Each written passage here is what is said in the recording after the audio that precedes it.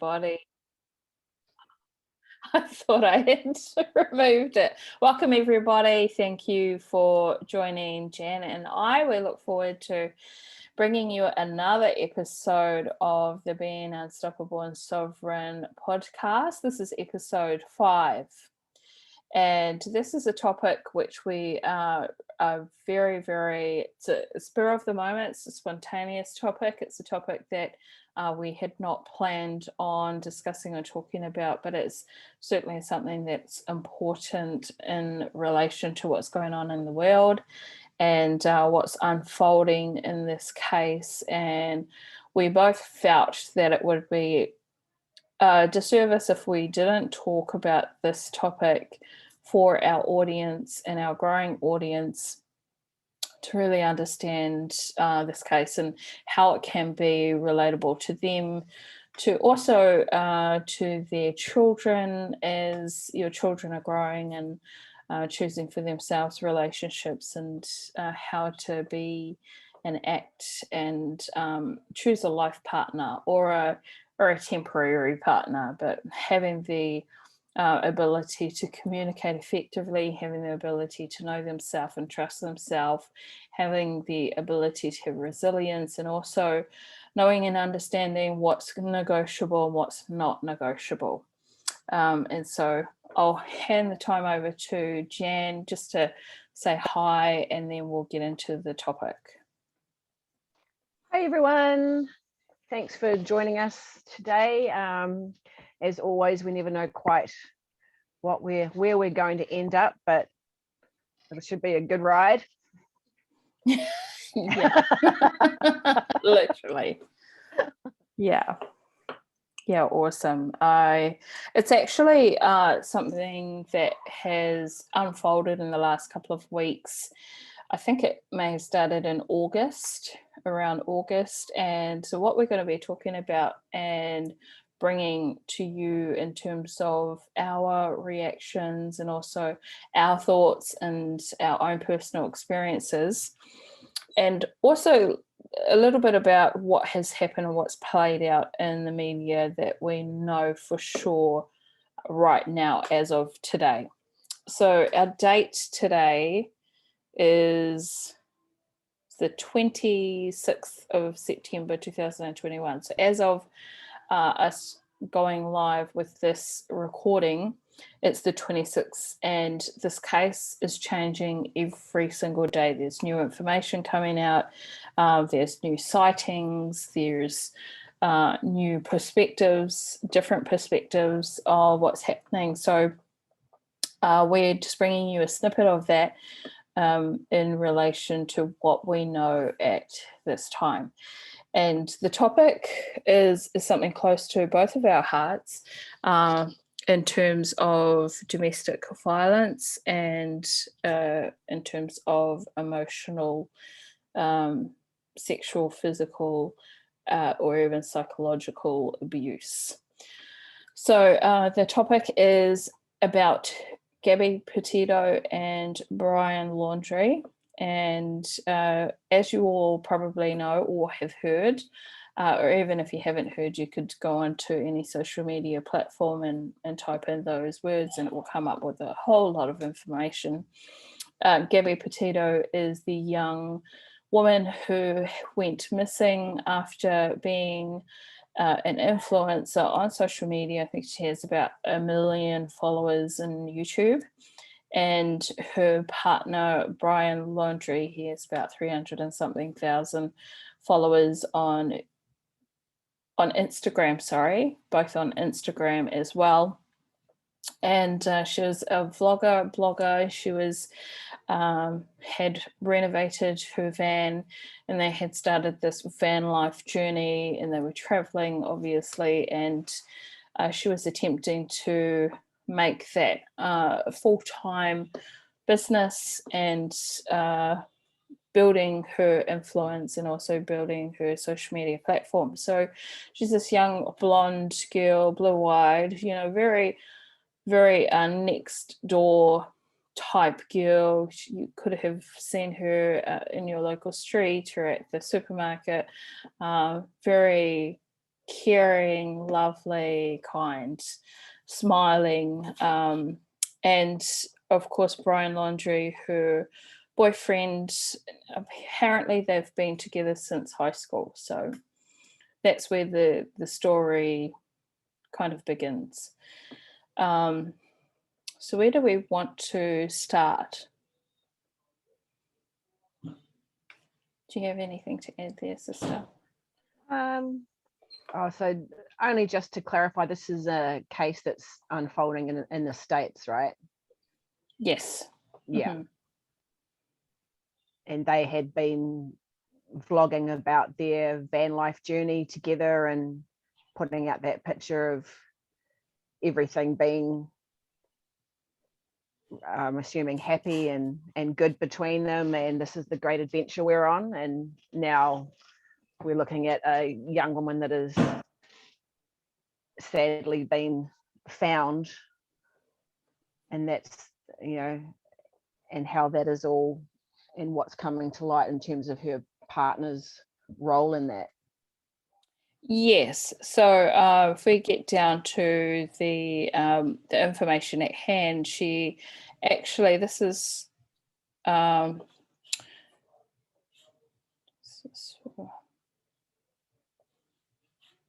sorry, I've just Petito, just been watching her. So what has happened is she went on a trip with him, and they've been traveling, and there was a few sightings before she went missing. One of the sightings was on the road, which we're going to show you a bit of a snippet of the video, the body cam of the constables that had pulled over this couple. And another sighting was at a local cafeteria. They had seen them arguing as well there, and there had been remarks of he was hitting her, or he was pushing her. And so it seems like in the timeline there has been some arguing, there's been some unrest, and they haven't been getting along. So it hasn't been what you see on social media, is not the whole entire story. It's not the full story as to what's playing out behind the camera. And what has happened is they have it down to August the 27th was the last sighting of her alive. She then didn't, a missing persons report was placed by her mother, who hadn't heard from her.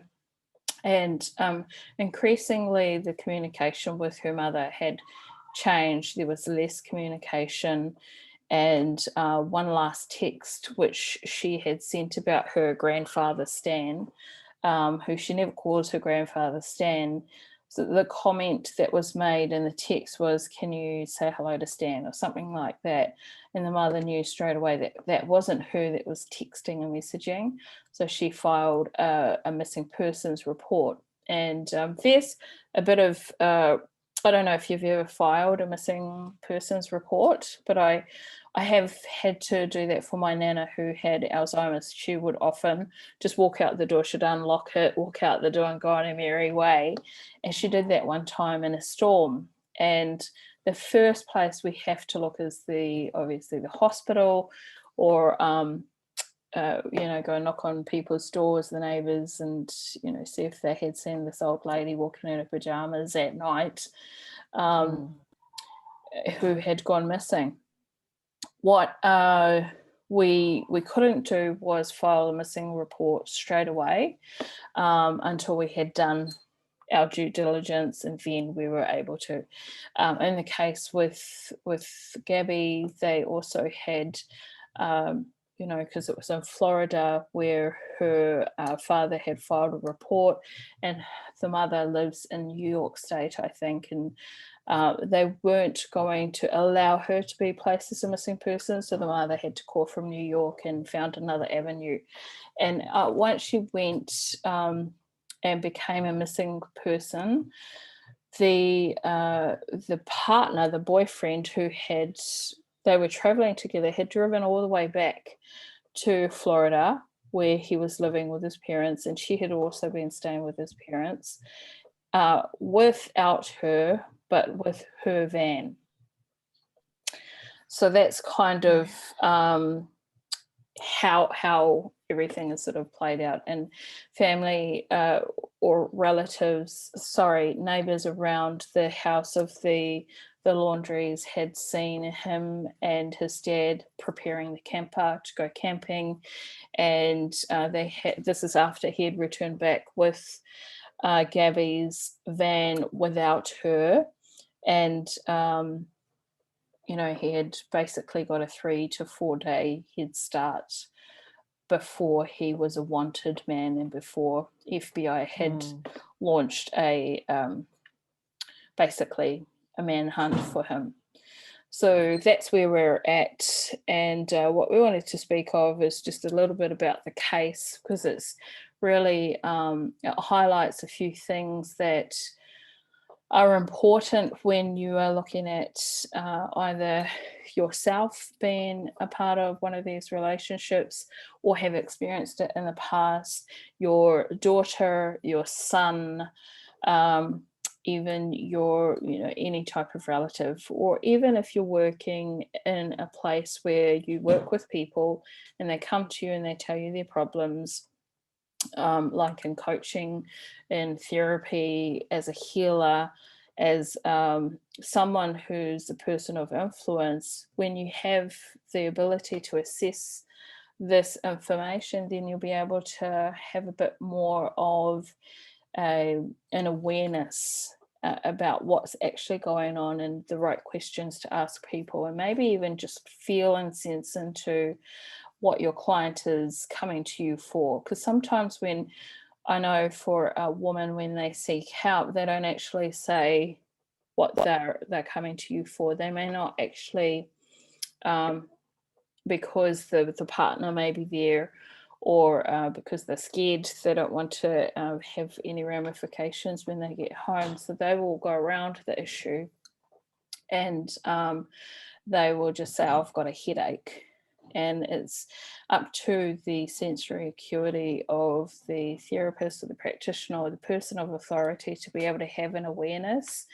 And that's probably a really important thing in terms of the police officers who were able to pull her up before she was later found, her body was later found, and she was dead. So that is why we want to touch on these things. So I'm just going to play a bit of the video. Let me just have a second here. Okay, so we have this video, which is the full body cam footage of the investigator, the police officer who was doing the investigation, leading the investigation. And they have just pulled up Gabby, Petito, and also Brian Laundrie. He's the one that is driving. He's the driver. This is in America. So on this side that we can see now, that's where Gabby was sitting. And the driver is on obviously where the road is. So the gentleman who is investigating, we're just going to watch from his perspective what has happened. Before they pull this couple over, they already know, and they received information from a 911 caller that there was a domestic dispute, because they had seen this car driving all over the road. Now, there was one caller, the main caller, who initiated this pull-up from the police, and that caller had said that he saw the man slapping the girl and had shut the door on her and had pushed her and was hitting her. So they've already ascertained that. So the police, unfortunately, that information, they just know it's a domestic dispute, but that information wasn't passed on to the police officers about him hitting her. So we'll just watch what unfolds.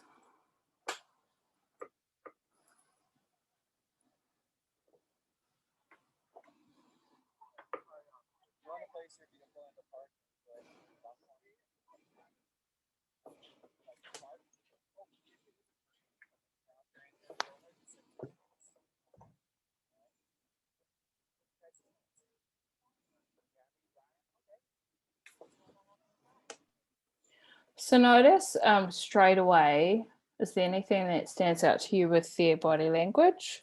With Gabby and then Brian's?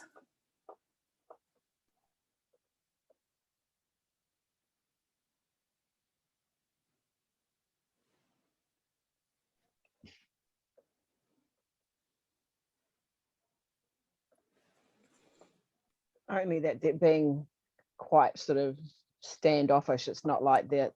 They don't seem terribly relaxed and, oh, we're having a great time, do they? Yeah, well, it's interesting because he, I don't know if you saw it, but she's crying. She's obviously in distress, and he smiled at the police officer, and then after he put the keys down. So there's two people in the same car. Obviously, they had this similar experience, but how they're reacting to it is very, very different. One is like smiling, and then you notice there as he's looking at her, there's almost this urgency of, and this is what I would, knowing all the information now that she is now dead, this keenness for her to stop crying. Like, and he's putting on a, hi officer, how are you, kind of. Yeah very putting on a front. So as we play the video, there'll be other bits and pieces, so it's very important not to have any sort of bias or perceptual bias, but because we already know now she has been found dead, he has gone missing, he didn't come forth with any information, his parents got a lawyer straight away, and they didn't discuss with the Gabby's parents or reach out to them or anything like that. That's kind of shady, if not very, very shady. So we can't help but to have a little bit of bias here, but anyway, let's.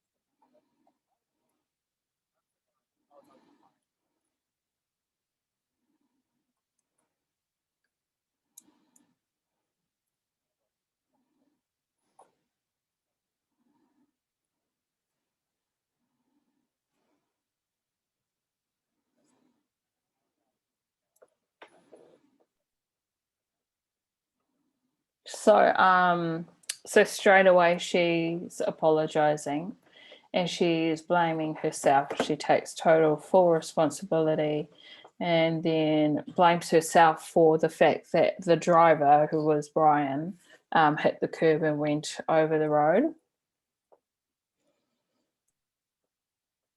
So that's very clear that she has blamed herself or is blaming herself. I'll play it more.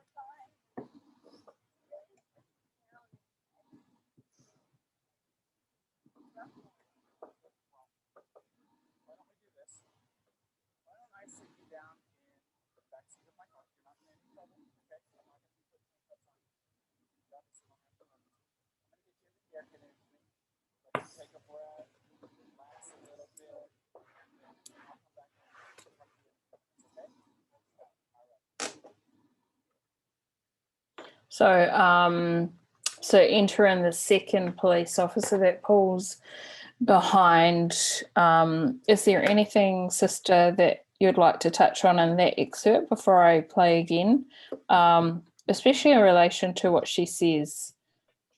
I actually don't have the audio coming through clearly on my end.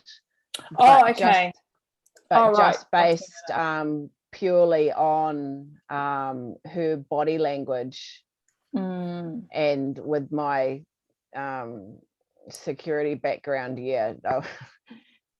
big red flag waving. Yeah. You know, things are not good in the hood, so to speak. It just makes me curious as to what they were asking. Is it Brian? And what the version he was saying, and is his body language a perpetuation of the I'm smiling, everything's good, I'm relaxed, and I'm going to try and charm my way out of it, whereas she is still clearly distressed over something that's occurred. Yeah, absolutely. So she says, first of all, I've got OCD. I'm so sorry. I'm so mean. My vibe was a bit down. I was completely stressed. Here's a bit of a downer, she says, but then blames herself. So there's a lot of self blame, really hard on herself, takes everything off him. She doesn't want it to try and fix the situation. Wants to fix the situation, but also then she alludes to the fact that he wouldn't let her in the car, told her to go and calm down, which I don't know about you, but if you're in like an irate state and someone tells you to calm down, I never really see that work, to be fair. Yeah, that's like the worst thing to say to someone when they are in a state of frustrations, to calm down, especially I don't know, for me personally, if I was in an argument with someone, especially particularly a partner, and they told me to calm down, that is the last thing I want to do. I could think of. That is not an effective de-escalation technique for 95% of the population, I'm sure. No, absolutely not. I could think of a lot of other things that I would like to do at that moment, and calming down would not be one of them. So apparently he wouldn't let her back in the car, told her to go and calm down, which probably, if you're locked out of anything, and especially if it's yours, your car, that would also be a trigger of, some sort of anxiety. So she alludes to that. Now the second police officer has come on board. I'm going to turn it up and see if that helps it by just going like that. See if that helps your volume on your end. Like I said, you're not in any trouble. So just go ahead and take a seat. It's actually more that the audio is cutting in and out for me. It's not the volume as such. Oh, okay. Oh, great, because that was really loud. I'm going to turn it down a bit. All right. So I'll just go off the visuals.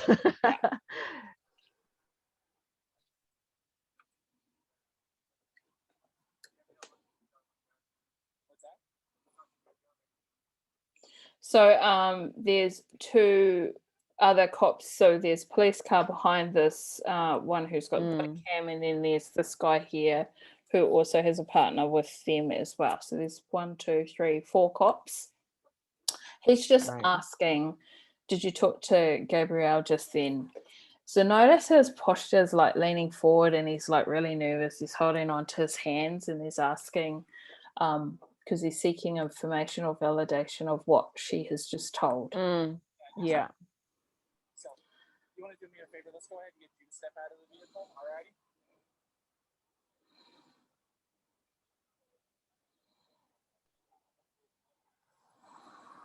Come on over here.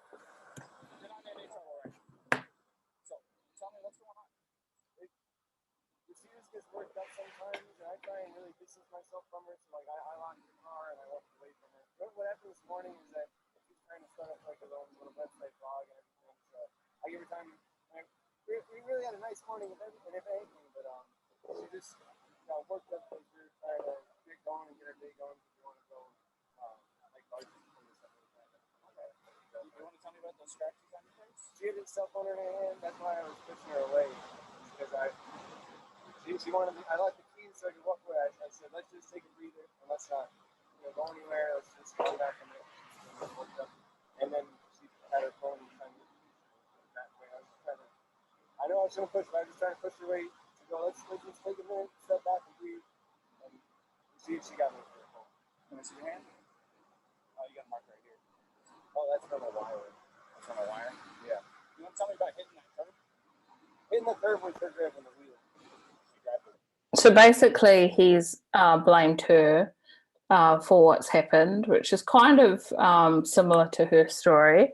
And he said straight away, she was hitting me, she was stressed out. I told her to calm down. We're trying to get our day going. We were having a nice morning, but then this has happened, and she scratched me on my eye, and the mobile phone apparently hit him in the eye, her mobile phone. So I'm not going to go through it all, but what I did want to point out was, so we come back here to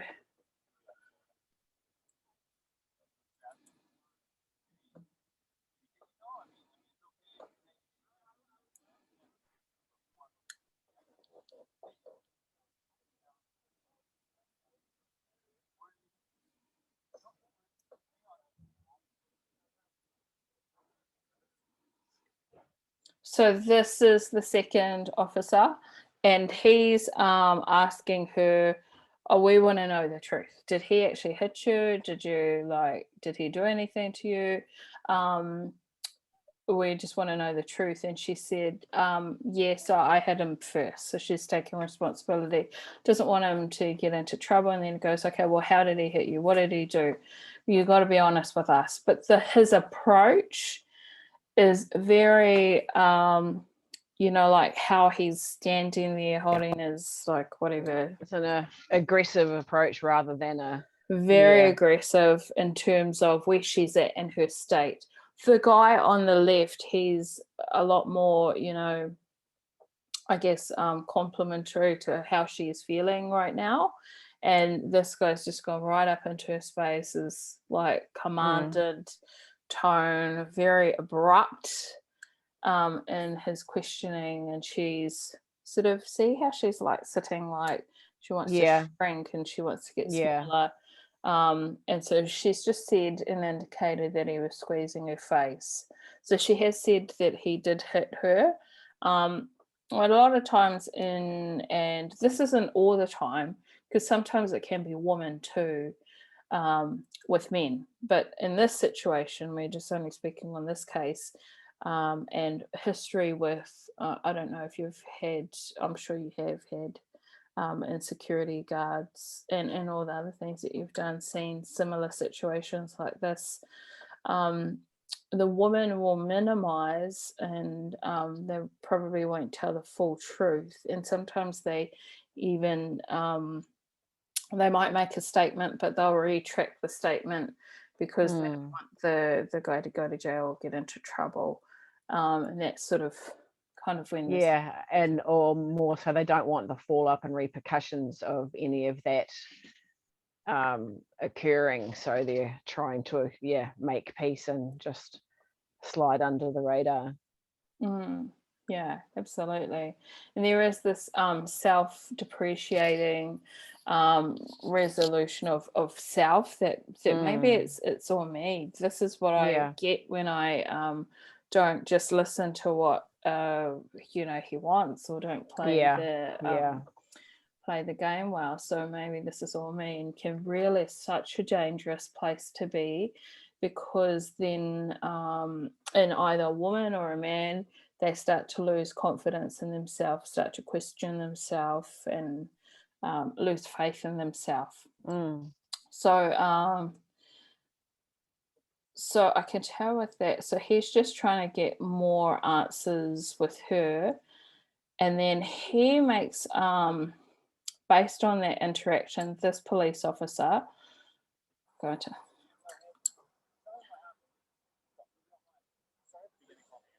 Very beginning, well, I don't know if it's too far back, but we've been in Beyond Land for the past week or so around. The flies here, like, intense. So the flies definitely get through it.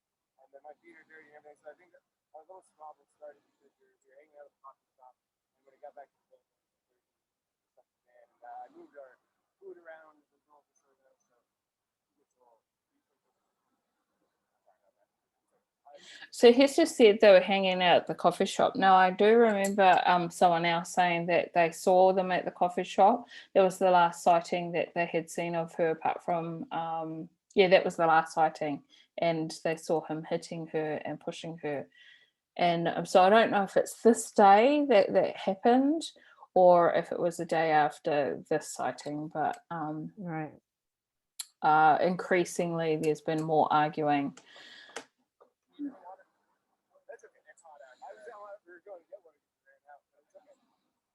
But it's just important to notice his demeanor. He is, while Gabby is crying and beside herself in the car, he's smiling, kind of joking, and very charming. And the police officers pick up on that, and they are all males.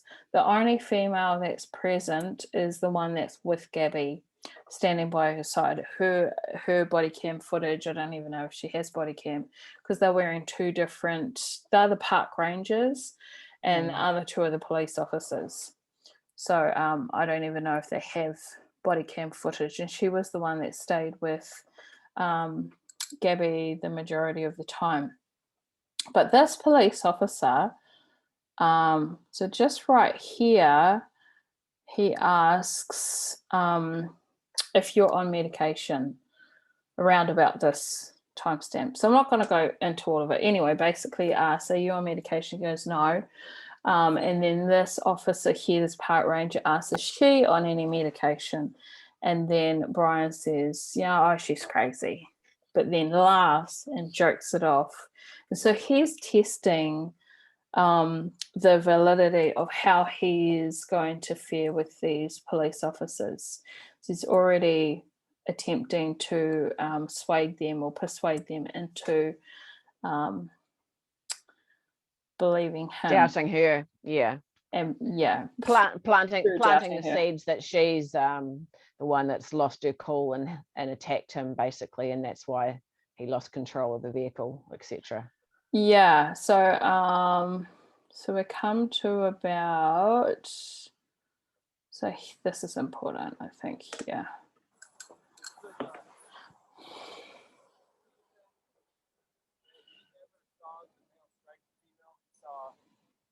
Trying to walk her out of the vehicle. She told us she was trying to walk her out, go take a walk. So that she was trying to get in. She eventually couldn't get in and actually clawed her way in through the driver's door. So I don't understand why she did that. Well, wasn't locked. She's trying to get in over him. He's trying to disengage from her. I guess he hung her backpack on the back probably so she'd have to get in.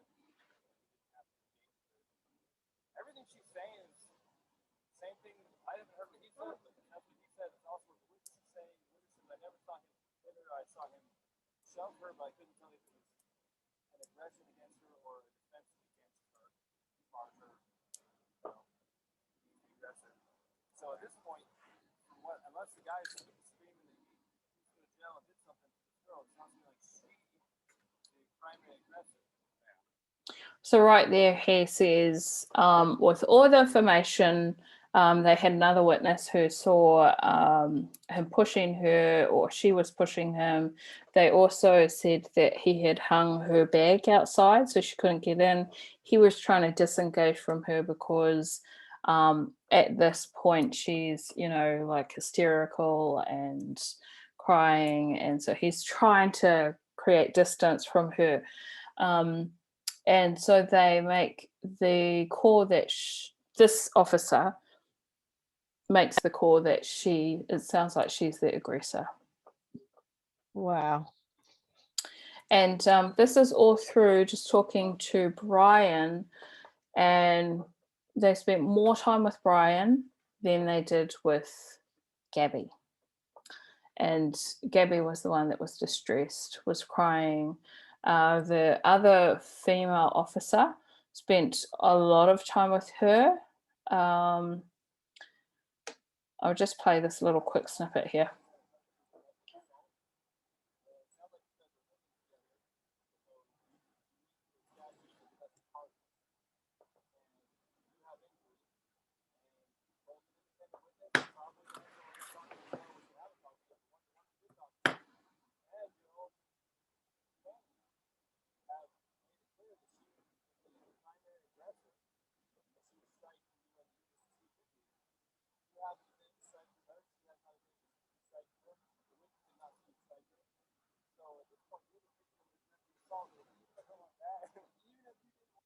Do you see him laugh there? So it's basically said, given him all the information, and said basically, you are the primary victim. She's the aggressor. You're the victim. And she is the one that is going to get a citation. She's going to get into trouble, basically. So they're looking at, so they're looking at, but just notice his incongruent body language. Demeanor. He's someone who supposedly loves this girl. They're traveling together. They've been in a relationship for a good number of years since high school, and they may have broken up and got back together. I don't know the full timeline of their relationship, but she's distressed, crying in the car. The first thing he says is it's her fault. The second thing he does, which is incongruent to the situation, is keeps joking around with them, smiling, and then now laughing at the fact that he has gotten away scot-free. This officer here, the one in the blue, had also shared how he was with the ex-wife. She had anxiety. It would have amped them both up. They'd go like, have quite a few arguments. And she's now his ex-wife now. And he immediately, based on that, identified with Brian and the story that Gabby was. And since then he led the investigative police officer in the whole situation. So it comes to a point when because they're meant to get, like a citation, they're meant to go to court, there's someone that needs to be arrested, and then the judge decides. But what happens is they don't have the full information from the 911 call, with the dispatch call that was received. So they make a judgment based on their circumstances here on the side of the road.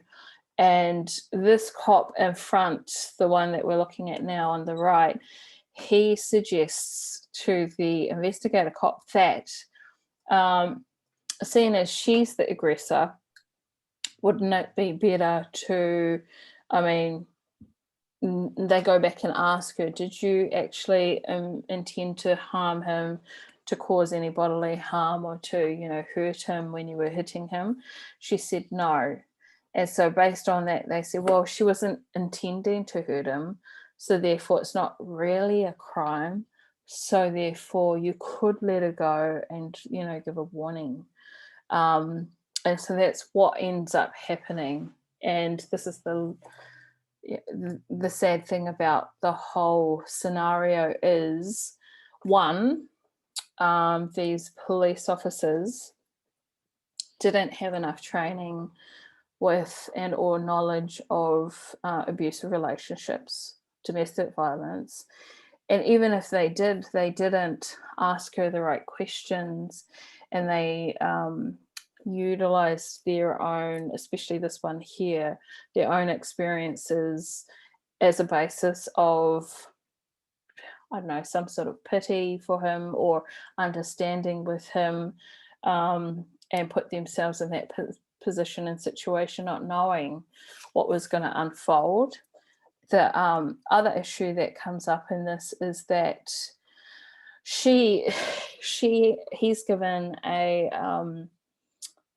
basically a hotel to go home, and a hotel to stay in the night, so that they can have some time out, so that he can recover.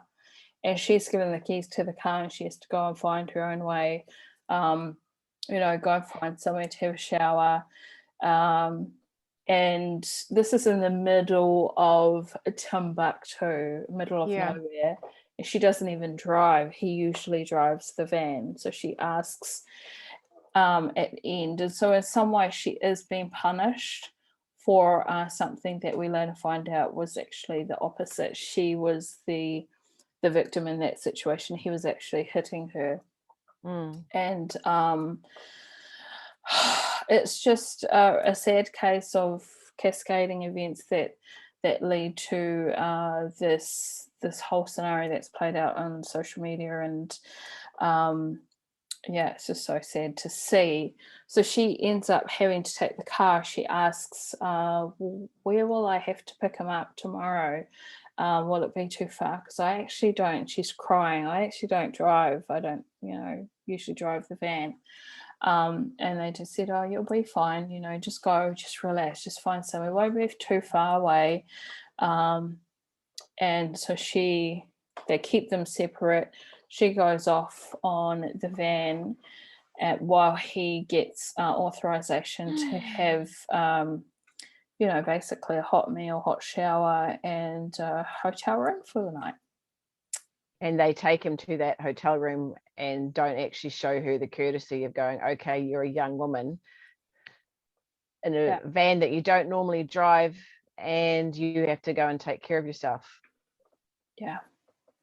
Okay. Yes. So it's a heavy one. It's a heavy topic, but it was so important. When I saw the case unfolding, I was like, what is this? I don't get into that sort of stuff. I'm too busy. And then I just happened to watch, because it just kept popping up on my scrolling. So I just happened to watch one video, and then straight away I was like, oh my gosh, he's a narcissist. And like classic signs of manipulation and coercion. And I just feel that this was avoidable, that if even the parents had a whiff of knowledge on the signs, and maybe he kept her phone, and she didn't have much contact with them, and there was moments when he allowed her to have contact with them, and in those moments, she couldn't tell them the full truth, or she may have been embarrassed, or there's a lot of shame that's involved in these types of relationships for whatever reason. There were so many times that there could have been an intervention of some sort, or someone could have stepped in and they didn't, and this was the last opportunity that there could have been someone intervene. There was another sighting with a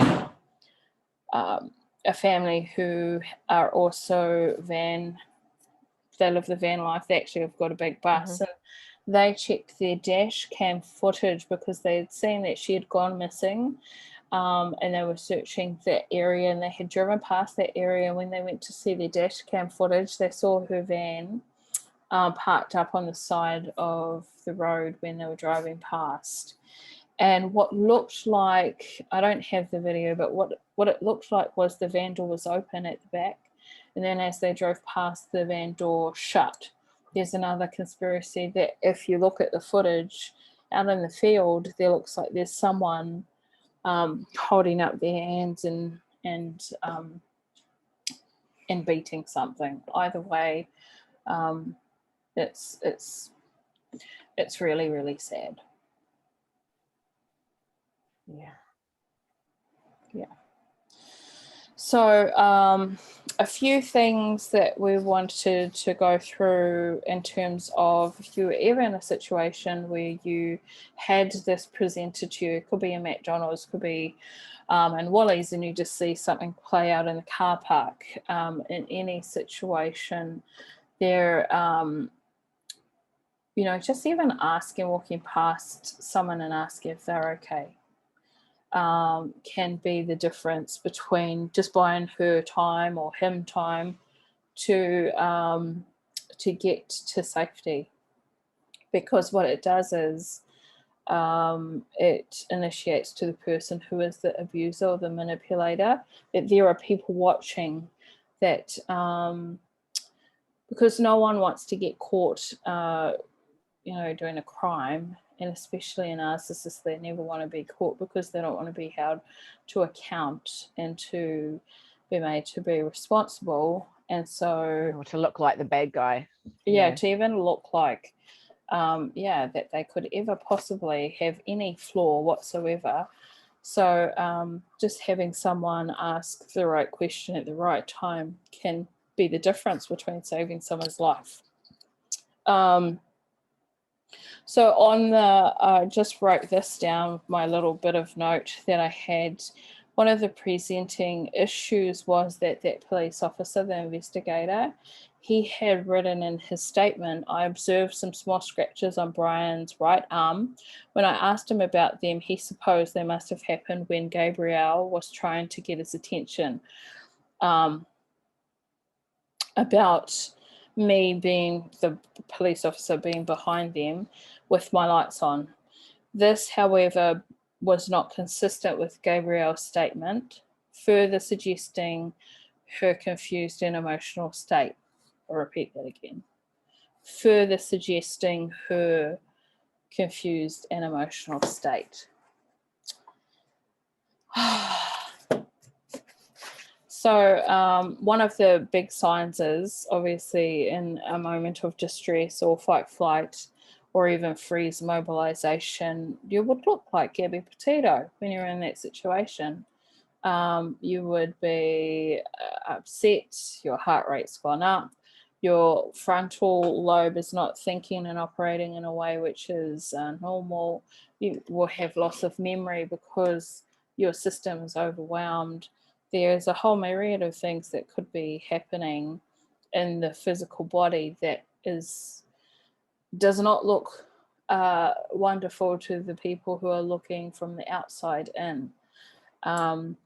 And I don't know about you, sister. Have you ever been in a situation where you're having complete meltdown in public? It's just not ideal. And I don't know, and people sort of people that know you may have made a different belief about you. A different assumption to the situation. Most likely. For me, actually, what has happened to me recently was actually more of a question from someone I know, who I'll quantify by giving the benefit of the doubt of them not meaning it the way it came across. But I hadn't seen him for a matter of weeks, and asked me how I was, and I said, well, actually I've had a couple of really rough weeks, but this week stuff is back on track. It's this week is better. And he said to me, oh, well, you're looking pretty good, so the weeks can't have been that rough. Mm-hmm. And I was like, okay, so am I supposed to be an outward hot mess for it to be rough? Or you know what I mean? It felt at the time, it felt very dismissive, because I hadn't gone into details, but I had said that I'd been going through a rough time, and then sort of felt like that was just negated because apparently I looked okay outwardly. And it's kind of a similar situation in that I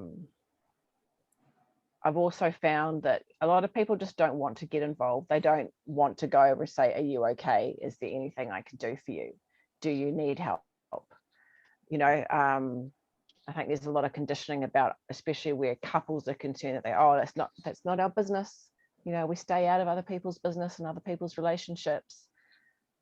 And unfortunately, there's quite a high, there's a high body count attached to that conditioning where people have not asked those questions or intervened.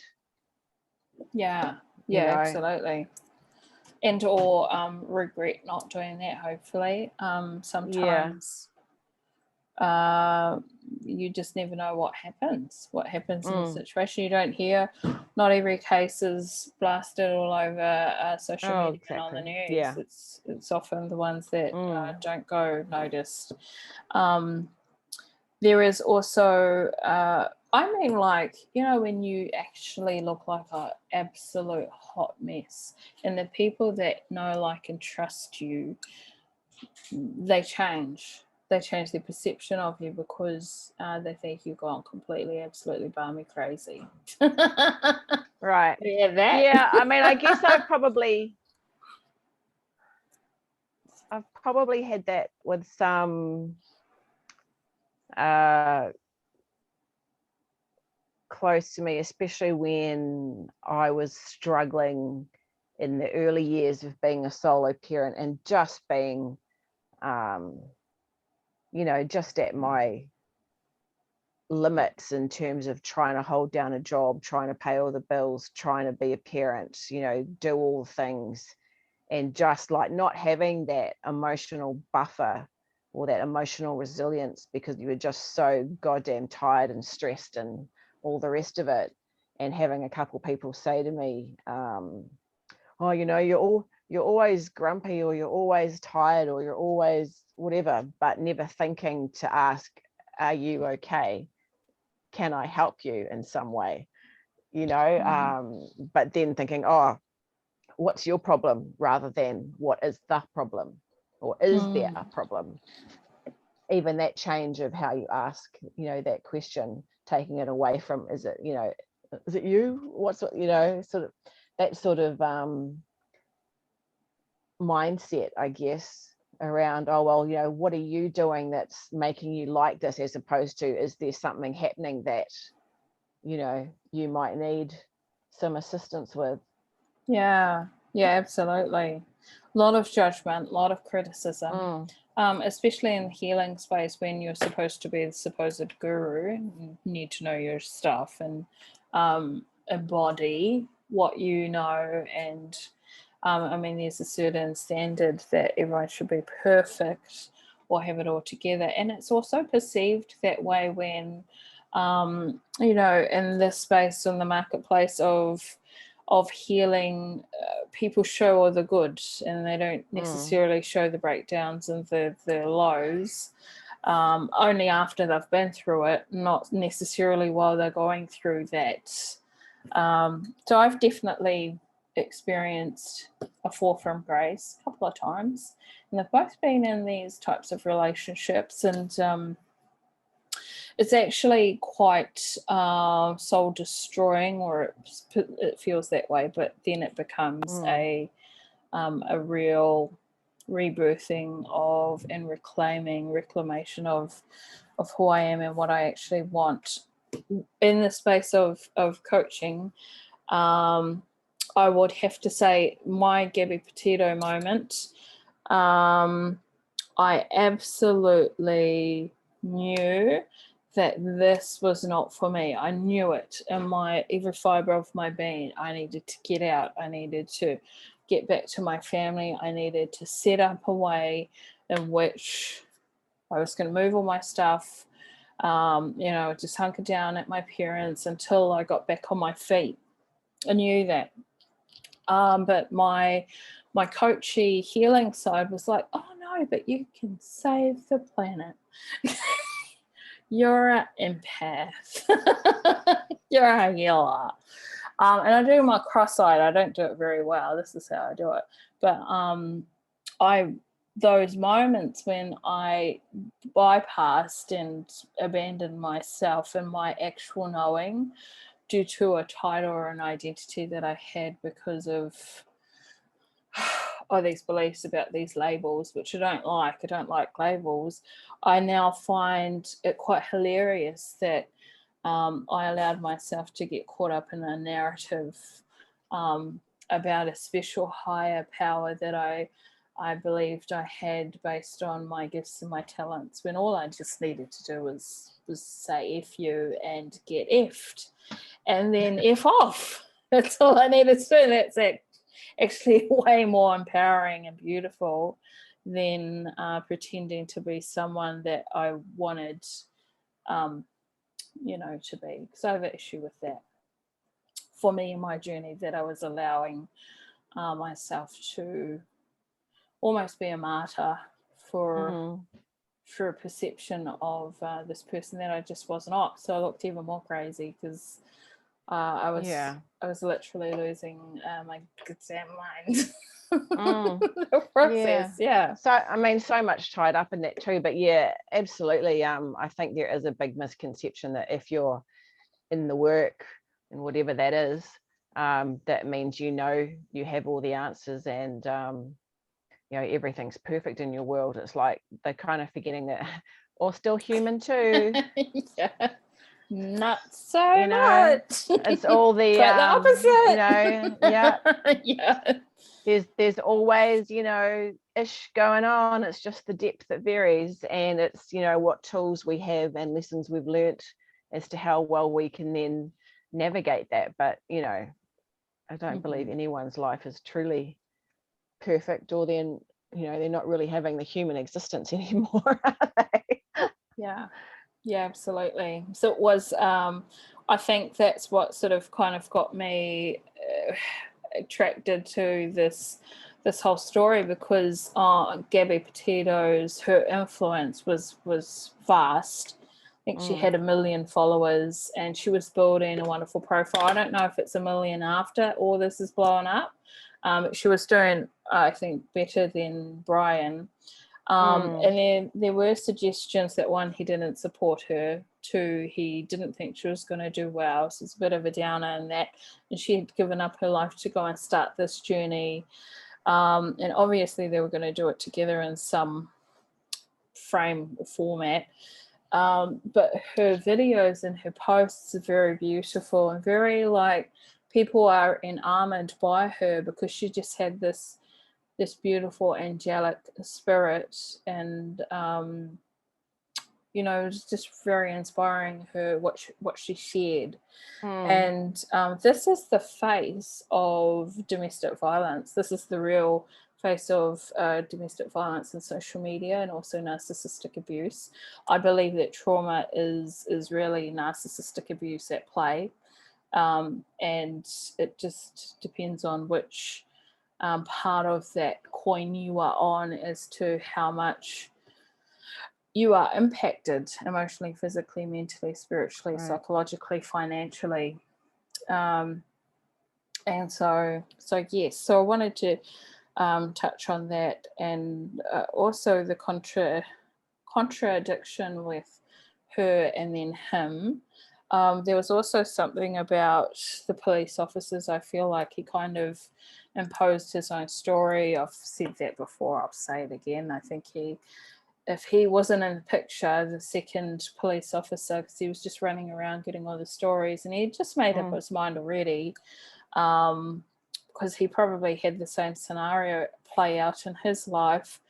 And right or wrong, I mean, hindsight is always wonderful, like when you get the ability to, if I had a recording of my life and all the horrible things that happened and how it played out, and I was able to watch it 2 years later and go back and change through time warp or whatever the things that I had done or said or what happened, that would be wonderful. But we just don't have that ability these days. So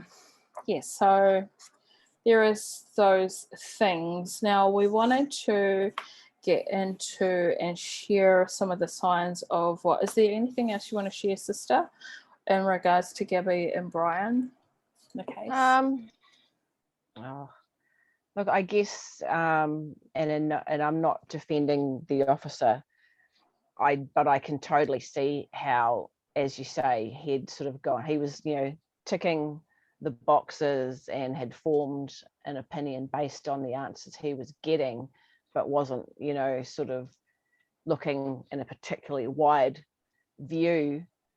And just how easy it is for those that supposedly have the power in those situations to take the easy answer, the obvious answer, rather than, looking beneath the surface. And did he know to look below the surface? Or, is that training? Is it a lack of empathy? Is it his, as you say, him overlaying his own story onto the situation and being, biased in that regard? Yeah. Either way, it's just unfortunately contributed to a very tragic event for Gabby. Yeah, absolutely. I agree.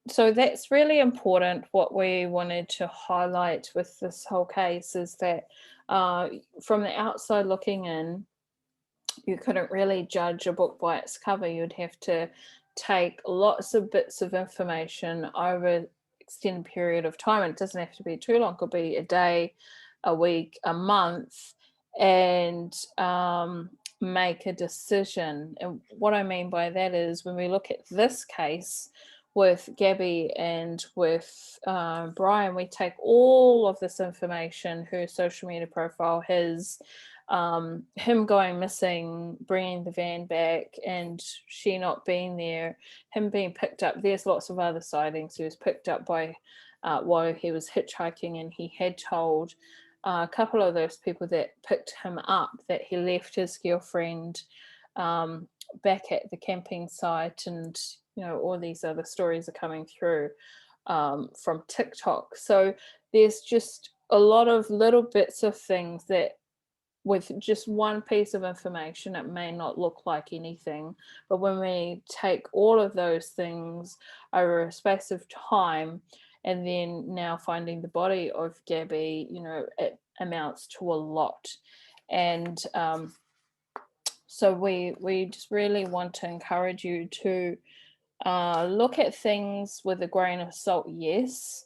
But then also when you feel that something is off with a certain person or family member, or, just even someone at your workplace or someone that comes into your workplace or into your periphery, that you tap into your intuition and listen to what your body tells you through its neuroception. If there's something that feels off, then look at it from a broader perspective. Watch their body language, watch their congruency, watch what the people in the relationship or in the, like it could be a family, watch how the children behave with their mother and their father, watch how the wife behaves with her partner or the partner behaves with his wife. You're just always constantly assessing and watching, because there may be a time in your life where you may need to utilize these tools, and you'll want to have remembered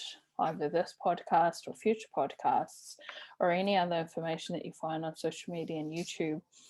And you want to remember how to assess whether or not someone is safe or not, and in a situation like this.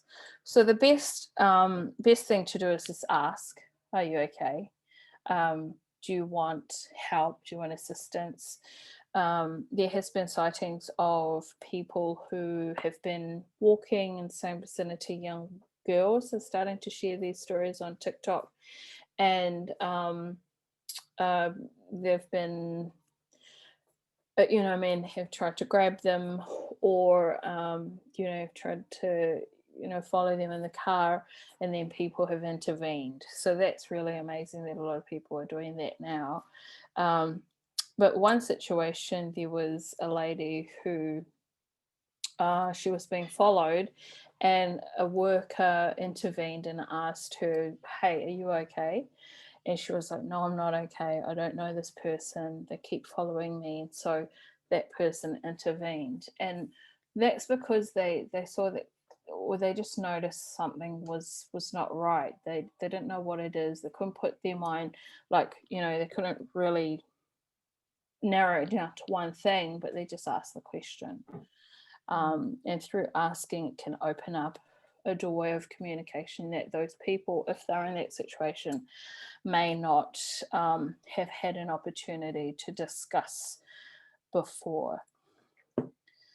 So let's go through the narcissist. What is a narcissist? There's the narcissist personality disorder is the actual personality disorder. So the cluster of disorders under the DSM-5.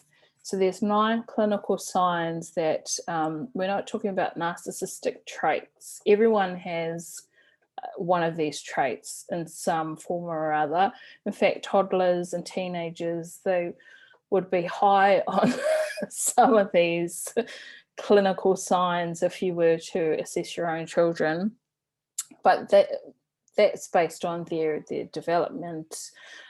They obviously transitioning between depending on you and then their own independence and interdependence. So they're going through this graduating stage of maturity. This is normal for them. And even us as individuals will have our own, personal traits. Sometimes, in order to be selfish, you would want to have things for yourself. Sometimes that can be perceived as a narcissistic trait, but it's not. It's in the view of all of these put together over time consistently. So there's 9 clinical signs. In order to be assessed as and to have this personality disorder, the person has to seek help and want to be assessed by a proper professional, and they have to display 5 of the 9 consistently over a period of time. So it's quite, a narcissist wouldn't really, unless there was something major that happened in their life, something that was so significant that it warranted them feeling like they needed to get help. Normally they don't, because they don't see anything wrong. They just see and all perceive that everyone else is wrong and there's nothing wrong with them. They are basically invincible. So the first clinical sign is a grandiose sense of self-importance. Do you want to share a bit about that, sister? It's a very grandiosity. I love it. I'm in part laughing because it used to be a way I would describe some people. What did but it was I used to use the phrase an over heightened sense of self-importance. Yes. Yes. But in that particular context, it was just a fancy way of saying they're being a dick. Okay. I love it how you just bring it down to earth. Egotistical mofo, really. Mm-hmm. Yeah. As you say, we do all have aspects, or some of those traits, just inherently being human. But I think I think with narcissists, it can also be, they can also be very good at portraying themselves in a particular light, and so how do we get to know someone, or we judge that we know someone is through our interactions with them. And so if every time we interact with them, they are portraying themselves in that particular light, we then start to believe that's how they are. And I think that is the basis of the manipulation in a lot of ways, isn't it? It's like, and then that the justification that just riles me. He always he's always been such a good guy, or they've always been such a great person, but yet they've done this horrible thing or treated someone they're supposed to love and care for in this, in this less than loving way. Yeah, I don't know. I think it's an interesting one. I think, is that it speaks to our perception, it speaks to our own bias, our own perspective, and then it also is. It's like the shadow side of, when someone shows you who they are, believe them. But you have to be able to, sometimes you need to be able to identify, as you say, the incongruence between the actions over time, or just in their behaviors and how they are in different settings. How they are. It's a tricky one, different. Versus how they are at the public face versus the private face. Which is very, very much a big part of narcissistic abuse when it's going on and when it's playing out. Oftentimes people have no idea that it's happening, and so when it finally comes out, the person who has been the abused and who has been under that hoodwinked in that relationship for quite some time, when they come out, they are just so unwell. They look like a complete wreck, and they even look to be the narcissist at times because they're so broken. I shouldn't say broken, I don't like that word, but their spirit is broken.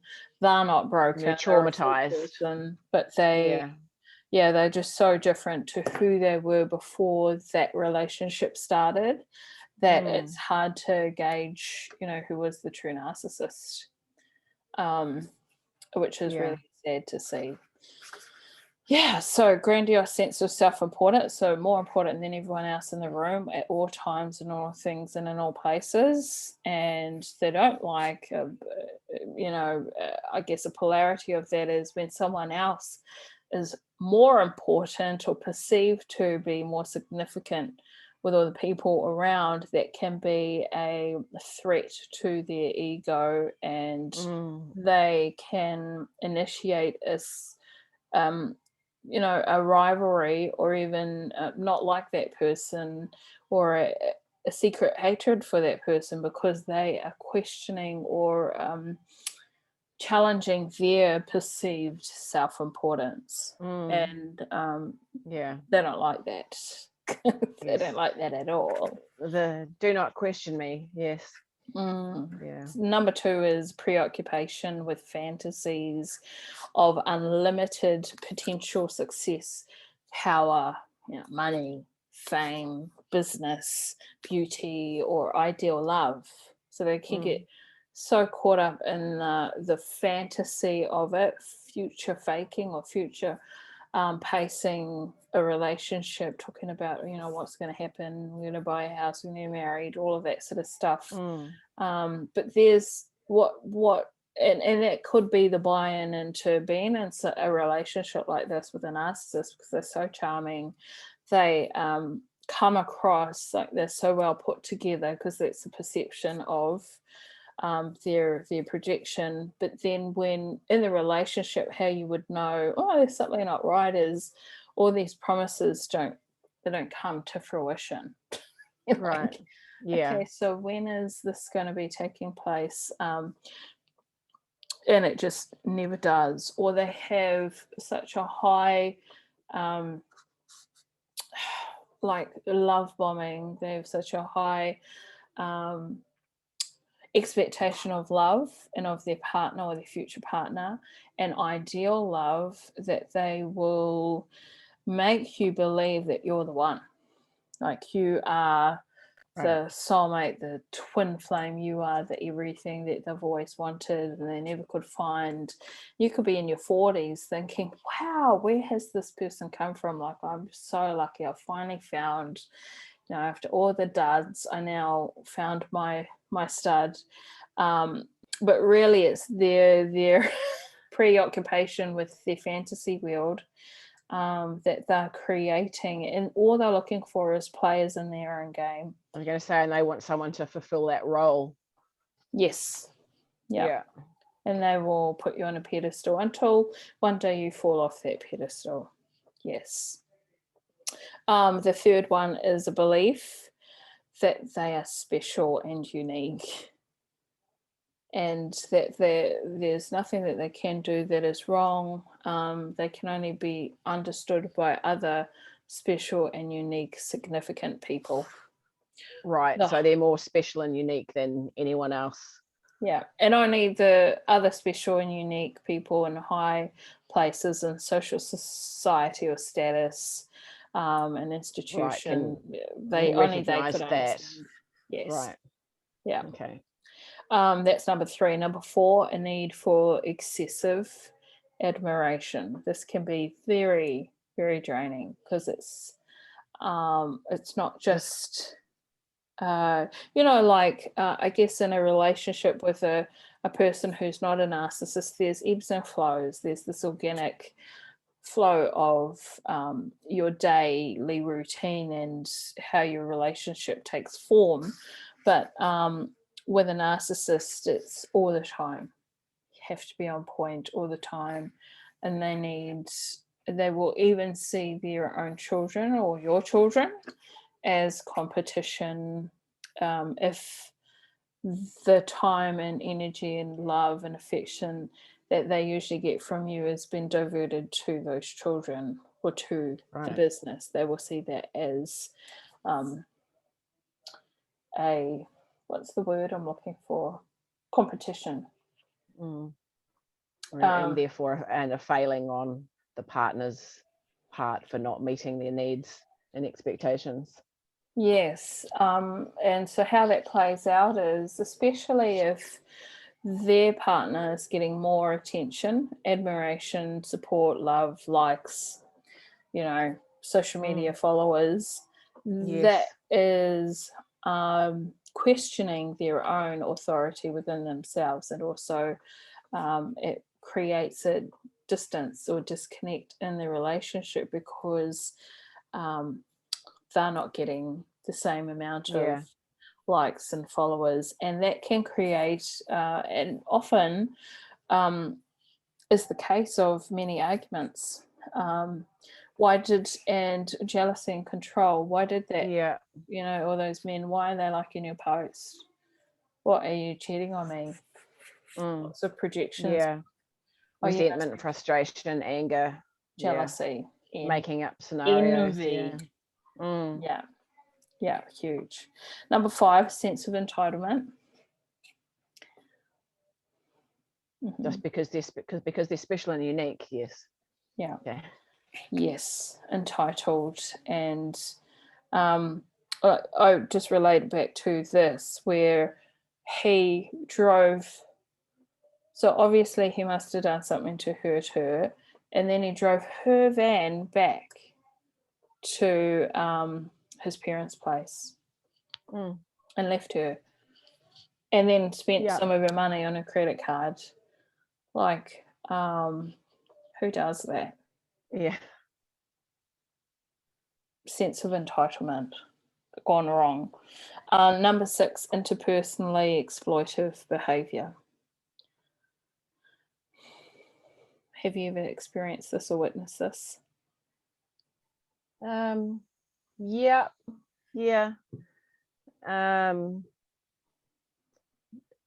remember seeing a friend where I kind of had that little, spidey sense that not everything was roses and rainbows, but it was actually he would never, really broach the subject,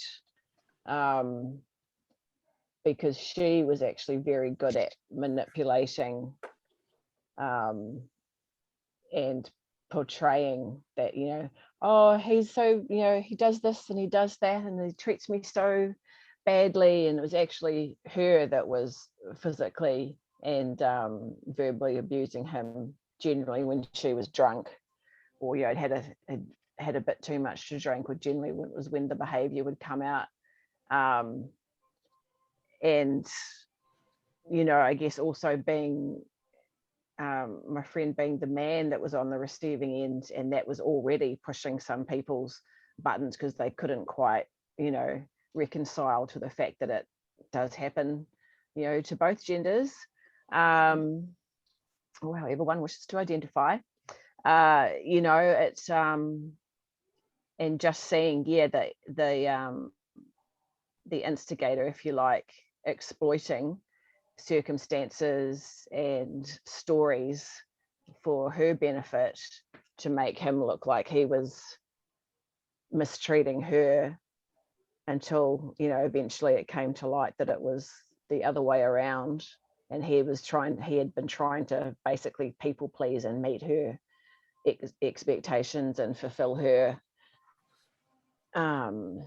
scenarios that she wanted to occur, just as a way of keeping the peace and keeping them on that. Because I think that's part of it, isn't it? You see people that are overgiving and trying to live up to those expectations just to kind of have a semblance of stability in the relationship, or a semblance of calm or peace or whatever it is, so they're not forever finding fault with what you're doing or not doing. Yeah, well, in order to be in a relationship like this, you would have to not really have a strong sense of self, or you'd be able to abandon yourself in order to be in one of these relationships, which is a codependent archetype. And I would venture generally informed by that person's childhood, whether whatever level of trauma and experiences, and then the blueprints they've grown up with in their parents' relationship or lack of. Yeah, it always comes down to the imprint. What was imprinted, what was taught to be acceptable. Yes. Yeah. And was there anything that was not acceptable? I think when I grew up and realized, holy cow, my family is dysfunctional. I think it was like, but I love them. I love them so much. How could this have happened? But there's always this, someone in the family comes in and just like blows everything up. I'm that person. But also, it's easier, I noticed on my journey to being honest and telling the truth, even to myself. It's easier to not tell the truth than to have to tell the truth, because it opens a whole can of worms, doesn't it? Once you Pandora's box, crack that door to go, well, actually this is what's really happening, and then you have to kind of go, okay, it's that, I guess, in part, what level of self-responsibility is there, and how am I contributing to this? And I'm not saying that anyone is asking for any form of abuse or violence, but there is, in accepting that you're part of a situation, and not just in terms of a DV situation or a narcissistic relationship, but we all at some point have to accept that we've played a part in, our experiences, to whatever degree that is, in terms of the self-responsibility, and and the acceptance and the self-abandonment, and it's that whole, it's all that interweaving of everything, isn't it? It's just, there's no clear cut sort of, oh well, that's what that is, and this is what that situation is. So it's just also complex a lot of the time. So many factors in play. There is, and there's also a real really important piece that with self-responsibility, there what comes into play is, we're not saying that you're responsible for being abused, but you are responsible for, once you know that that is playing out in the relationship, that you stayed, or that you didn't get assistance or help, or that you didn't speak about it. Because when eventually, days, weeks, years, months later, something happens like this is a situation which is sad that it has happened, but it could be a little thing that turns into a big thing, like sexual abuse was hidden, or I don't know, like I can't think of one specific scenario, but there's a moment when we all get the opportunity to respond or react, and how we respond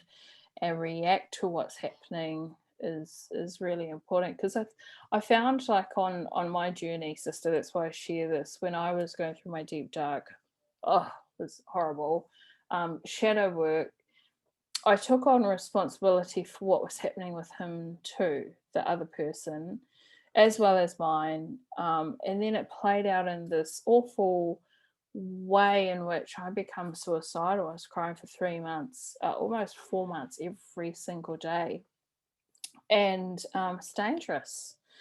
And it was because I was listening to gurus who were saying, you need to take responsibility. This is your fault. You created this, all of that sort of speak, Yeah. talk, which is so dangerous to say to someone who is in the thick of abuse, because then they already don't love Already themselves. blaming themselves. They already and blame feeling themselves. worthless. Yeah. They already feel like, just as Gabby did, so it's all my fault. I created this for some reason. I don't know how or why or what I did or how I managed specifically, it, but it's all but me. Yeah. it's all my fault. It's so dangerous, and it's a dangerous message too, saying that in the marketplace that you brought this on yourself. People have to be ready to have done some work to have a sense of themselves and resilience to then meet that type of work when they're ready. But to say it while they're in the thick of it is really dangerous. Yeah, It's just another. It's another form of victim shaming, victim blaming. Really, it's a narcissistic trait approach or, to. yeah, there's some elements of healing that can be seen as depending on what scale you're on, but they can be quite exploitive and demeaning and degrading and degrading the person's experience, and or whether or not they want to seek help. Because why would you, when you find that you're asking for help and then you're like told this is all your fault? Yeah.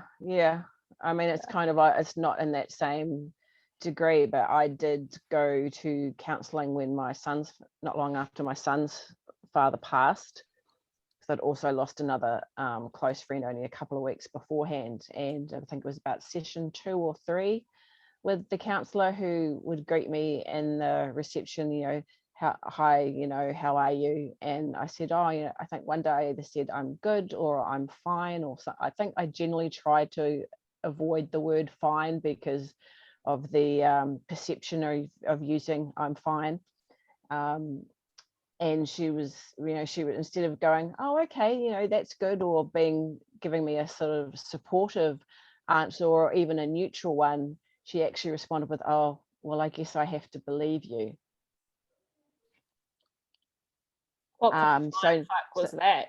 So needless to say that I didn't go back for another session after that one, because I really didn't see the point. There was already a lot of other things where I could feel that she really had there was not a lot she could offer me in terms of even just the conversation, because she clearly couldn't relate to where I was at and what I was dealing with and what all the moving pieces were. But to me, that was just like, wow, really?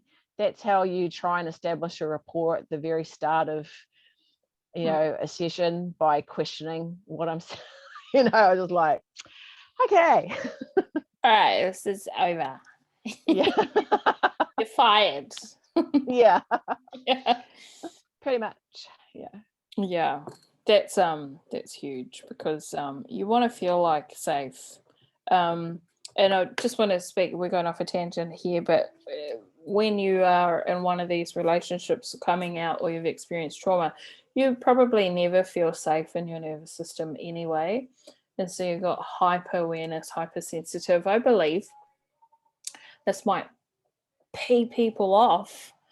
But I, because I don't like labels. Every time I hear someone say a label, I'm like, okay.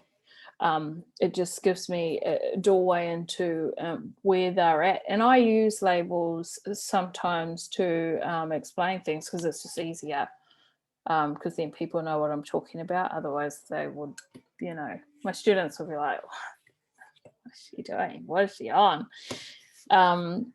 So like the whole empath label, I believe, is a little person whose nervous system was in an environment where they had to be hypersensitive, where they had to learn to be hyper alert, and in so doing, their neuroception of their nervous system is so heightened that they pick up on every single change of, like, the skin color of someone, the smile, the all the shift of a micro grimace, expressions or the and micro everything. Yeah. movements, expressions, the tone, the environment, always scanning, always needing to know where everyone is and all of that sort of thing. I truly believe the empath comes from trauma. Like it's a trauma-based phenomenon. It's turned into this, you know, we're all healers and we're all got these amazing gifts. With the woo-woo connotation, as it were. Yeah. But I mean, neurologically that makes complete sense to me, to explain it in that context. But then also within that, I don't just see us as our physical body. We've got our mental, emotional, energetic, spiritual. So, you can still have that neuroplasticity that's been rewired, as you say, to have that, through that heightened state, or constantly living in that heightened state. I think we also can still have the healing aspect of it in terms of our energetic body and how that relates and picks up to, the same sorts of signs that an empath and that definition would. Because we're just so much more than our physical. I have no idea what you just said. It's like, sorry. Okay.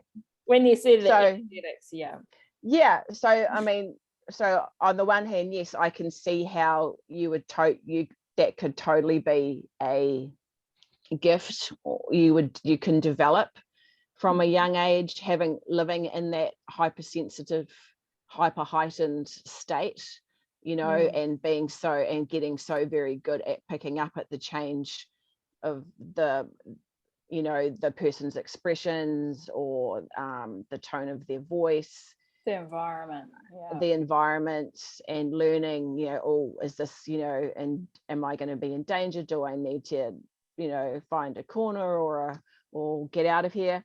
But then I think you can also have that overlay of being able to feel the vibes as well, and what people interpret as having more of that healing, sort of energy work gifts in play as well. Like I think you can have that combo, not necessarily one versus the other, because we are more than just our physical. I just think my true belief is everyone has the ability to heal, and especially their own body, and they just don't know how to do that yet. They're not conscious of how to tap into it. If they learn, then they will know, and it's in the knowing that they gain that awareness and consciousness of that. But I don't think there's, like, I personally, like, everyone has special gifts and stuff, but I think everyone has the ability to tap into that if they wanted to. I mean, I think empath gets overused. It's a bit like twin flame and soulmate to me, quite honestly. I've got a few words that I just go kind of like immediately roll my eyes about.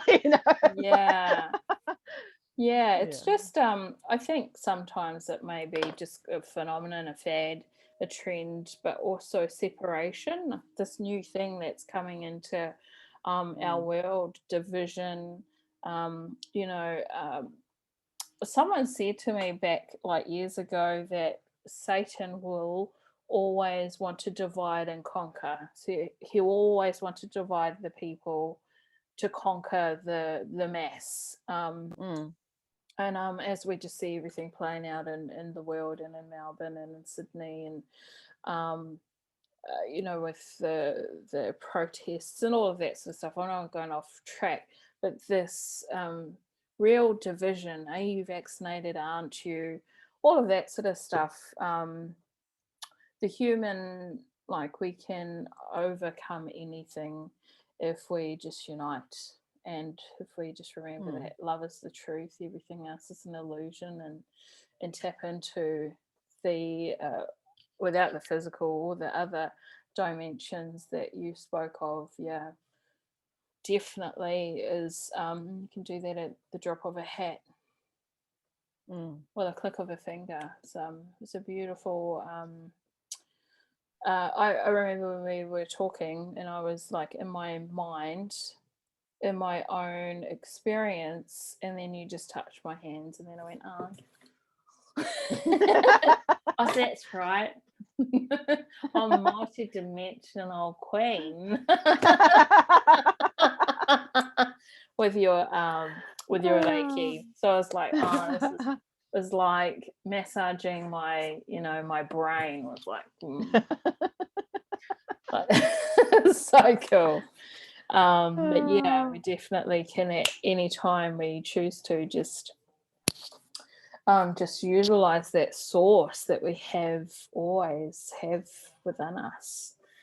So I just believe everyone has a special gift, and they just need to come to you to find it.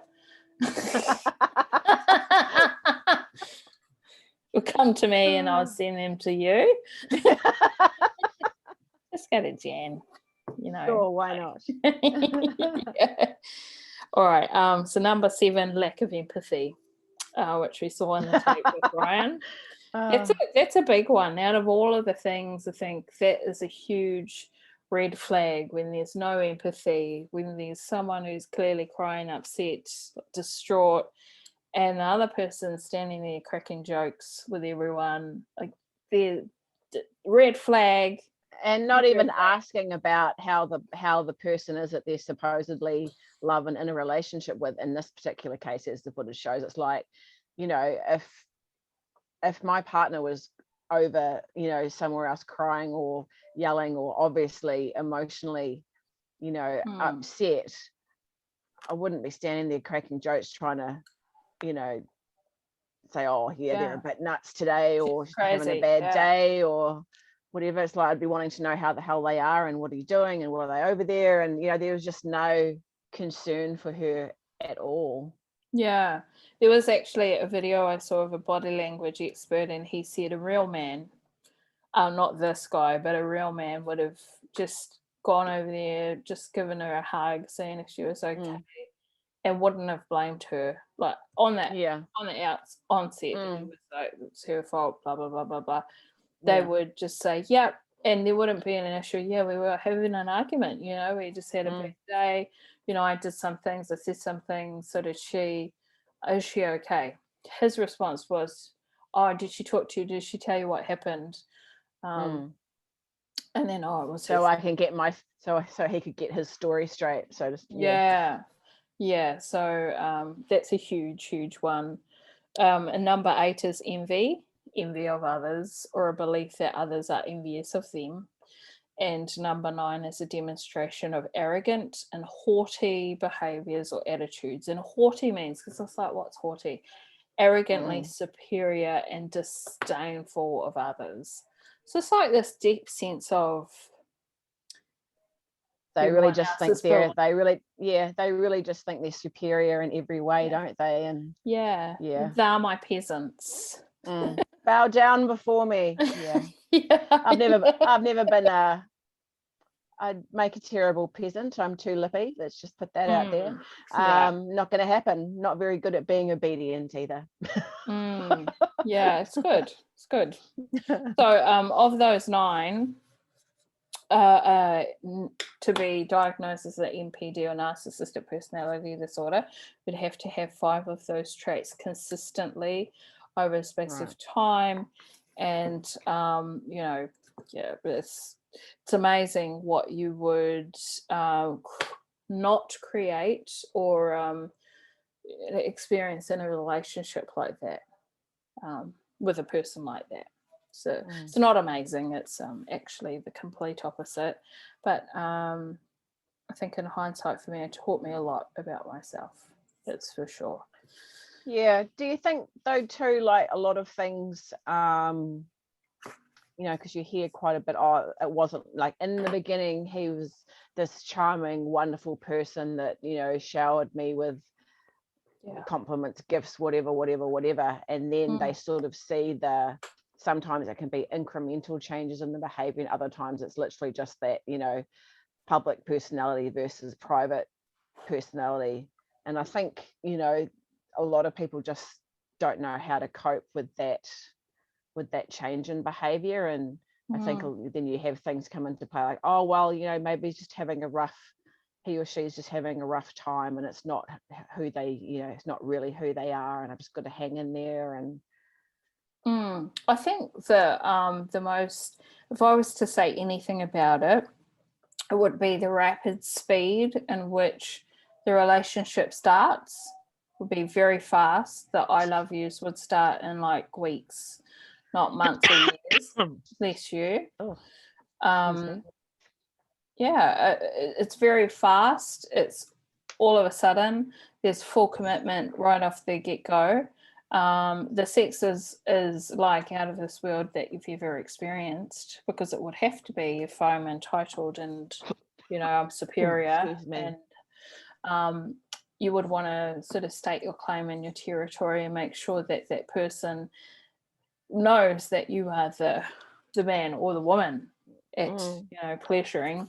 So there's some distinctions that in unfortunately with the experience I've had with these types of individuals, relationships, that are quite significant compared to other relationships with other people who are not NPD. Might have NPD traits, but they're not actual personality disorder. Because this is in the cluster of borderline personality disorder, histrionic personality disorder. It's like a real thing. They, they would take their time. There wouldn't be, oh, let's move in and let's like get married and talking about love and marriage and children. It's actually the opposite. It's like, okay, let's see how this goes. You don't meet the parents straight away. There's no rush. Whereas in a NPD relationship, there's quite a rush. Usually they're transitioning. You're becoming the new supply and they're getting rid of the old supply. Or there's they're ending some other cycle and starting one at the same time usually. So they always need to have supply in order for them to feel loved. They don't have very good self-esteem. They're very insecure individuals. So that's how they're going to get that sense of entitlement and excessive admiration. They couldn't get it from any other Joe Blow off the road, because normal people would not just overtly give that to them, unless they were like really sexy, like gorgeous, like out of they're like fucking, they just stand out. There's no competition. And I mean, they might be like that too, because that sort of is kind of fits with what their all the traits, identity. So in order to be in a relationship with one, you would have to have some sort of codependent archetype. And a codependent, probably the biggest thing is that they're able to see good in everyone, very apologetic, they're placating, and they will abandon themselves. They're self-serving, or not self-serving, overgiving to everyone else, probably more self-sacrificing at the expense of themselves for other people. And in that way, they abandon themselves and their needs, wants, desires, their future for the good of the relationship, for the good of the other person, for the good of the other person's pursuits. There's 5 types of codependence, but we don't have time to go into all of that. I think that is for a whole other episode, but it would be cool to touch on the types of codependence and also the types of narcissists, because there's about 7-8 types of narcissists. Okay. And they all have different ways in which they show up in the community. And some of them look like they are amazing, coaches, healers, business people, police officers, nurses, but they're actually a MPD. Wow. Yeah, that definitely does sound like a episode all of itself, to do it justice. Yes. So red flags, number 1. I'll pass it over to Jen. Oh geez, I don't know. I think you're the one with the knowledge. I don't know what would be a red flag. I don't know if it's just pertains to purely NPD, but definitely I think you would notice someone who is, just can't take criticism or a differing point of view to what they've been talking about consistently. I mean, it's one thing to disagree on a particular subject, but when you've got someone that's always kind of shouting down anyone else that's saying something other than what they are, that's huge. you know, that is normally something going on there. It's like none of us like to be criticized, but a lot of adults you can at least take and go, oh, okay, I can see what you're saying or agree to disagree. But I think, if someone is consistently, saying, no, you don't know what, I'm basically saying they're right all the time, there's something going on beneath that. Yeah, absolutely. Because it is like it attacks their ego. It's very, very fragile ego. And so anything that questions that is like, it's almost like a visceral response to fight, flight. And you can be on the offensive and just be very dismissive and they can run. They'd rather flee and get out of the situation rather than deal with it.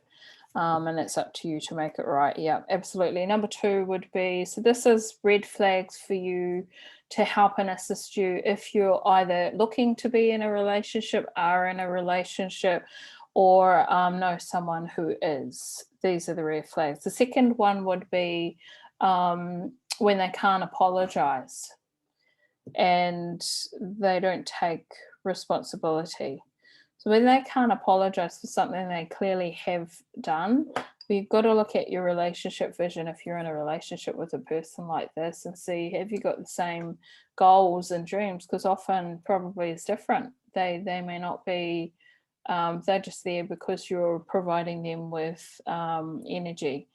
But are they really the right person you want to invest your time and energy in and be in a relationship with? Particularly when they can't apologize for something that you perceive that they've done wrong, or they might have like there's a scale here. So it's going to go right to the extreme end of the scale. That was extreme, like they might have cheated on you, because that's an extreme one, but they probably they may have. And if you even have to look at going into their stuff and finding out information, then that's a big red flag, because you shouldn't even have to feel the need to do that. So if you're doing that, then stop. Probably not the right relationship to be in as well. But if they did cheat or they did something, they lied, then they obviously, and it's a significant thing that happens over time, like it's happened more than once. Then that's not a relationship you want to be with anyway. With a person, even if they are NPD or not, you're not going to diagnose them. What you want to know is, can people take responsibility, and if they can't, then I'm out. Just And two also more. yeah. And the other one that came to mind when you were speaking is that element of control / manipulation, you know, like there generally is a pattern of them cutting you off from whether it's family, friends, hobbies, just the external world. And, you know, are they the one going through your phone or wanting to see your phone and your emails and all of that sort of, you know, keeping tabs on you essentially? Yeah, because that's a big no-no anyway. I mean, if you're in a secure relationship with someone you've been in and you're like investing, like you're getting married and stuff like that, then absolutely, if you've got nothing to hide, I don't see anything wrong with them having access to your phone and you vice versa. But if it's they're only just one-way traffic, yeah, that's an issue. And also if it's just a new relationship, you really haven't ascertained whether or not this is, so I don't want to impose that on you, but I would say at least a year to 2 years you would know the person well enough to know if you want to you know, be setting up for life with them. Yeah. The next one is honesty. Are they honest? And can they tell you the truth? Can they look into your eyes and tell you the honest truth? And like, even when it comes to when someone cheats, I just don't understand why they just don't say, hey, like, this isn't working, I'm like tapping out. Like, I know that people sometimes don't like that conversation because it's a pretty raw and real conversation to have, and it can be quite sad, and you know, all the emotions that come with letting go of a relationship. But like, that's adulting 101 to me. Do you just, if you're not in it, and you're worried about money, or you're worried about the kids, or, you know, just don't, because they'll be fine as long as you do it the right way. Just be straight up. I just don't see why that's so hard for people to do. Well, I guess that comes back to them not being able to be honest with themselves, isn't it? If they can't be honest with the other person. Yeah, absolutely. So if they can't be honest with themselves or with you, then that's a red flag. And the way this would look like, if you are having to question one little, like that much, which I don't know, like 1 millimeter, 1 millimeter, you are unsure. Just imagine if it went like that. You're unsure of this person, this relationship. Imagine how far that can take you away from your mission, your purpose. Can ruin your life if you continue to invest in a person who is just misaligned for whatever reason. You have to ask yourself and question, is this the person for me? Am I in a toxic relationship? Is he or is she a narcissist? Then you're really answering your own question. You have to ask that question. It's probably not the right relationship to be in anyway. If you have to question yourself, then whether they're a narcissist or not, it doesn't really matter, because it's not fulfilling you for you to have to question, are you in the right relationship? Because it's not meant to be hard, is it, Jan? It's meant to be easy peasy lemon squeezy. It's meant to be like, well, it's not meant to be that hard. You don't have to fight all the time to have the love that you want. It's really not. You might have times when you argue, misunderstandings, but even if you can't even get it on the ground in the beginning or in the initial phases, there's just so much drama. It's very telling of how the relationship will go. yeah, it definitely doesn't sound like it's a stable relationship if you're constantly, yeah, as you say, like in some kind of turmoil. I mean, there's a difference between having a disagreement of opinion or viewpoint versus constantly being told or somewhat attacked or dismissed every time you interact with someone that's supposed to love and care about you and you're in a relationship with. There's a big difference between that and, you know, individuals having issues come up for them and trying to work through them and being supportive of each other while they're doing that, which to me is what a, you know, for lack of a better label, conscious relationship is. Yeah. You know, that's just those to me are the big sort of like polar opposites in terms of that level of interaction. Yeah, absolutely. That's Yeah. really good that you spoke on that, because the opposite of that is you're kind of on your own island. They're on their island and you're trying to row towards them and they just keep like going in whatever direction they want, but you don't feel like you're a unit or united, and someone's often doing more work than the other one. But a conscious relationship, you know, they're 100%, you're 100%, and you work on your stuff and together you come together. There's no like codependency and all those other things that two independent individuals. So that's my perception of what a conscious relationship is. Yeah. Amazing. Is there anything else you want to share before we close? I think we might fall asleep. You lot if we continue. No, that's it from me for this evening. It's a bit like hand it back to you in the studio. Yeah, awesome. Well, thank you everyone for joining Jan and I. We really love doing these episodes. This one is a bit of a saddie but a goodie in that we can learn. It gives us an opportunity to see into and peer into other people's lives so that we can make our lives better in some way, shape or form. And just touching on the red flags in a relationship, if you are in a relationship where you are feeling some of the things that we spoke on you are experiencing in some way, or someone who is not necessarily you, there is help for you. You can reach out to either Jan or I if you want more information.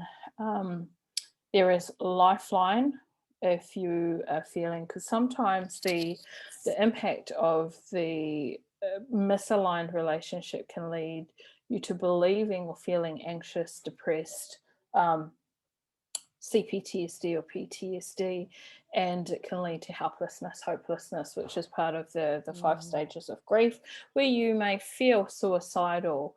I've certainly been there. There's nothing to be ashamed of. It is temporary, but it's important to seek and get help. So I'll just drop some phone numbers. Actually, 131114 in Australia is the phone number for Lifeline, and just know that you can get help and assistance, and that there's plenty of people out there who would like to guide you in the right way.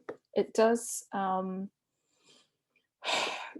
it's something that we're both very passionate about. It's something that's very important. We want our children to grow up in homes that are happy and environments where they feel they are accepted, loved, supported, where they're safe, and also that we as parents are also experiencing that. So that's all from both Jan and I. We are sending you so much love this week. This is could potentially be a bonus episode coming up after this one, just because there's so much on this topic.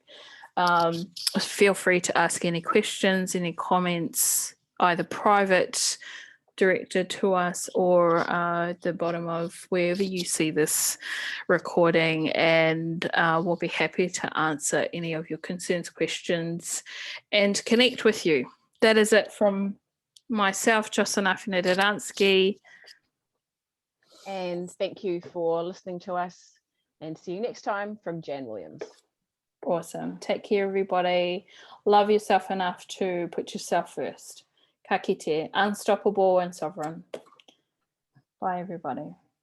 Ka kite. Ka kite.